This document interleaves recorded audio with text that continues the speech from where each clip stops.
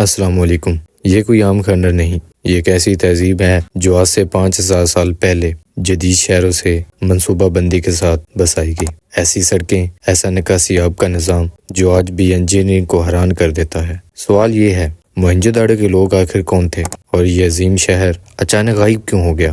آج ہم جانیں گے موہنجو داڑو کے وہ راز جو تاریخ نے ہم سے چھپا لیے۔ پاکستان کے صوبہ سندھ میں دریائے سندھ کے کنارے ایک خاموش شہر آج بھی خنڈر ہے جسے دنیا موہنجو داڑو کے نام سے جانتی ہے۔ یہ شہر کوئی عام بستی نہیں بلکہ آج سے تقریباً 5000 سال پہلے وادی سندھ کے ایک عظیم تہذیب کا مرکز تھا۔ اس زمانے میں جب دنیا کے بیشتر حصے ابھی ابتدائی دور میں تھے، موہنجو داڑو ایک مکمل منصوبہ بند شہر تھا۔ یہی وہ خاص بات ہے جو موہنجو داڑو کو تاریخ کے دوسرے شہروں سے الگ بناتی ہے۔ یہ صرف اینٹوں کا شہر نہیں، یہ انسانی ذہانیت کی ایک زندہ مثال ہے۔ 19ویں صدی کے آخر تک دنیا یہ سمجھتی تھی کہ برصغیر کی قدیم تاریخ چند ہزار سال سے زیادہ پرانی نہیں، لیکن سندھ کی زمین کے نیچے ایک ایسی حقیقت سو رہی تھی جو اس سوچ کو ہمیشہ کے لیے بدل دینے والی تھی۔ یہ بات ہے 1922 کی، جب برطانوی دور میں ایک ہندوستانی ماہر اشعار قدیمہ رکھیل داس بنرجی سندھ کے علاقے میں قدیم ٹیلوں کا سروے کر رہے تھے۔ ان ٹیلوں کو مقامی لوگ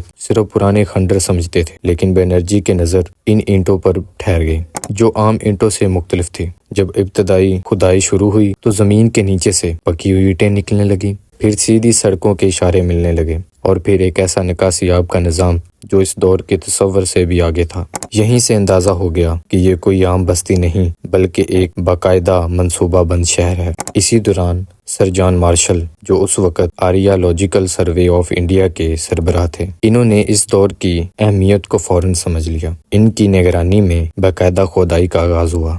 تب دنیا کے سامنے ایک نئی تہذیب کا پردہ اٹھا۔ جب مزید کھدائی کی گئی تو مکانات، گودام، عوامی حمام اور ماہرین دریافت ہوئے جن پر عجیب و غریب نقش و نگار تھے۔ ان دریافتوں نے ثابت کر دیا کہ یہ شہر صرف قدیم ہی نہیں بلکہ انتہائی ترقی یافتہ بھی تھا۔ اس شہر کو نام دیا گیا موہنجو دڑو، یعنی مردوں کا ٹیلہ، کیونکہ مقامی روایات کے مطابق یہ جگہ کسی بڑی تباہی کے بعد ویران ہو چکی تھی۔ جب موہنجو داڑو کی خبر دنیا بھر میں پھیلی تو ماہرین حیران رہ گئے۔ یہ شہر مصر اور میسوپوٹیمیا کی تہذیبوں کا اہم اثر ثابت ہوا اور یوں وادی سندھ کی تہذیب دنیا کی قدیم ترین تہذیبوں میں شامل ہوگی۔ موہنجو داڑو کی دریافت صرف ایک شہر کی دریافت نہیں تھی، یہ ایک پرانی تاریخ کی دریافت تھی، ایسی تاریخ جس نے ہمیں سکھایا کہ برصغیر کے لوگ ہزاروں سال پہلے بھی علم، منصوبہ بندی اور تہذیب میں کسی سے کم نہیں تھے۔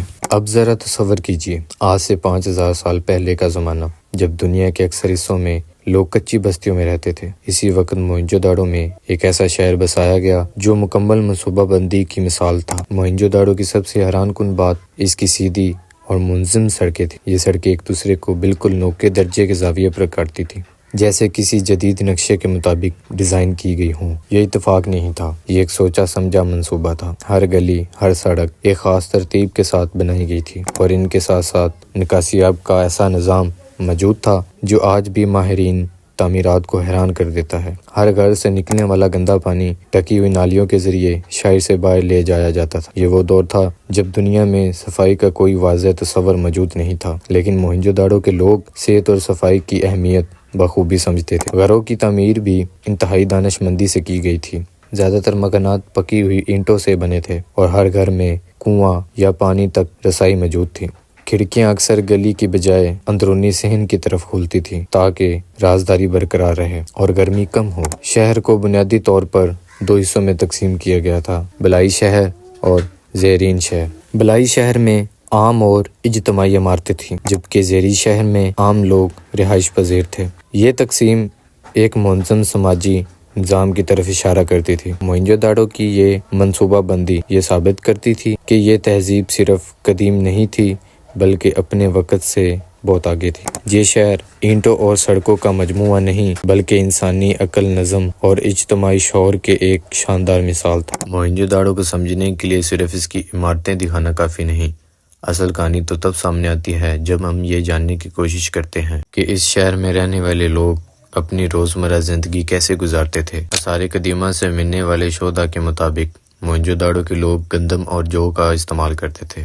دالیں، سبزیاں اور دریائے سندھ سے حاصل ہونے والی مچھلیاں ان کی خوراک کا اہم حصہ تھی۔ یہ لوگ زراعت سے واقف تھے اور خوراک کے معاملے میں کافی منظم نظر آتے تھے۔ اب آتے ہیں ان کے لباس کی طرف۔ ملنے والے مجسموں اور مہروں سے معلوم ہوتا ہے کہ یہ لوگ سادہ مگر مذہبی لباس پہنتے تھے۔ مرد عموماً کپڑے کو جسم کے گرد لپیٹ کر پہنتے تھے، جبکہ خواتین زیورات، چوڑیاں اور ہار کا استعمال کرتی تھیں۔ یہ اس بات کا ثبوت ہے کہ حسن اور زیبائش ان کی زندگی کا حصہ تھی۔ موئنجو داڑو صرف ایک رہائشی شہر نہیں تھا، یہ ایک تجارتی مرکز بھی تھا۔ مہروں اور دیگر آثار سے پتہ چلتا ہے کہ ان کی تجارت موجودہ میسوپوٹیمیا یعنی آج کی عراق تک پھیلی ہوئی ہے۔ یہ لوگ کپاس، موتی اور دستکاری کی اشیاء دوسری تہذیبوں سے تبادلے میں دیتے تھے، یعنی موئنجو داڑو دنیا سے کٹا ہوا نہیں تھا بلکہ عالمی تجارت کا حصہ تھا۔ اب بات کرتے ہیں موئنجو داڑو کے مشہور مہروں کی۔ یہ مہریں چھوٹے پتھروں پر کندہ کی جاتی تھیں اور ایک نامعلوم رسم الخط کے نشانات ہوتے تھے۔ ماہرین کے مطابق یہ مہریں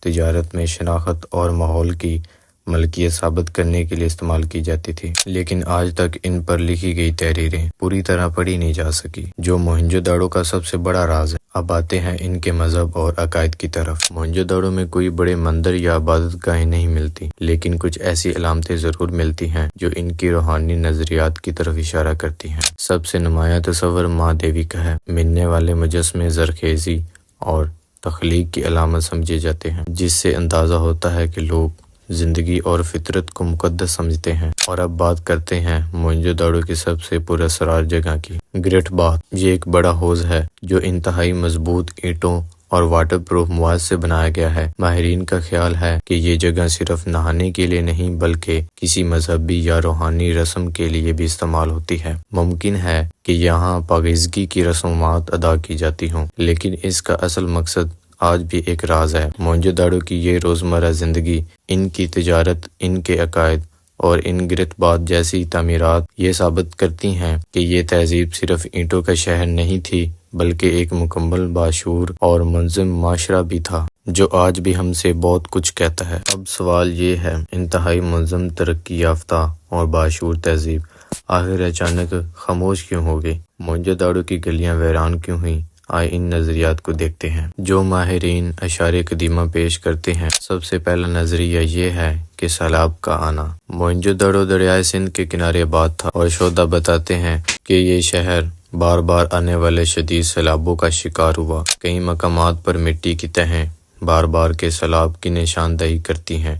ممکن ہے کہ بار بار کی تباہی نے لوگوں کو یہ شہر چھوڑنے پر مجبور کر دیا ہو۔ دوسرا نظریہ ہے بیماریوں کا پھیلاؤ۔ اگرچہ موئنجو داڑو کا نکاسی آب کا نظام شاندار تھا، لیکن آبادی کے بڑھنے کے ساتھ ممکن ہے کہ وبائی امراض پھیل گئے ہوں۔ بعض ماہرین کے مطابق صحت کے مسائل اس تہذیب کے زوال کا ایک سبب بنے، لیکن اس نظریے کے ثبوت محدود ہیں۔ تیسرا نظریہ ہے موسمی تبدیلیاں۔ تحقیقات بتاتی ہیں کہ اس خطے میں وقت کے ساتھ ساتھ بارشوں کا نظام بدل گیا، دریائے سندھ کا بہاؤ کم ہوا، زراعت متاثر ہوئے اور خوراک کی کمی پیدا ہونے لگی۔ جب زمین ساتھ نہ دے تو تہذیبیں بھی کمزور پڑ جاتی ہیں۔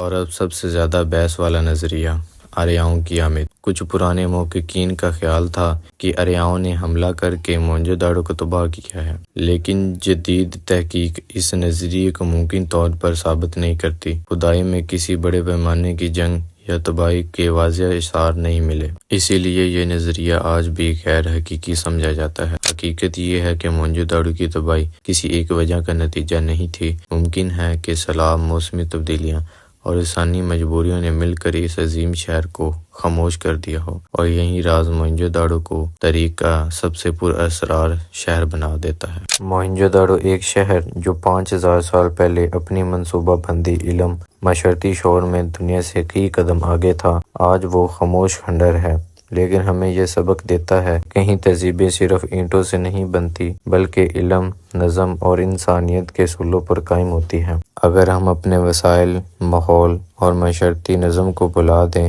تو سب سے عظیم شہر بھی وقت کے ساتھ ساتھ ویران ہو سکتا ہے۔ موئنجو داڑو ہمیں یاد دلاتا ہے کہ تاریخ صرف گزرنے والے لمحے کا نام نہیں، یہ سبق ہے جو ہمیں آگے بڑھنے کی راہ دکھاتا ہے۔ اگر آپ کو یہ سفر دلچسپ لگا تو ہمارے چینل کو سبسکرائب کریں اور نوٹیفیکیشن بیل آئیکن کو ضرور دبائیں۔ مزید حیرت انگیز تاریخ کے راز اور قدیم تہذیبوں کی کہانیاں آپ کے انتظار میں ہیں۔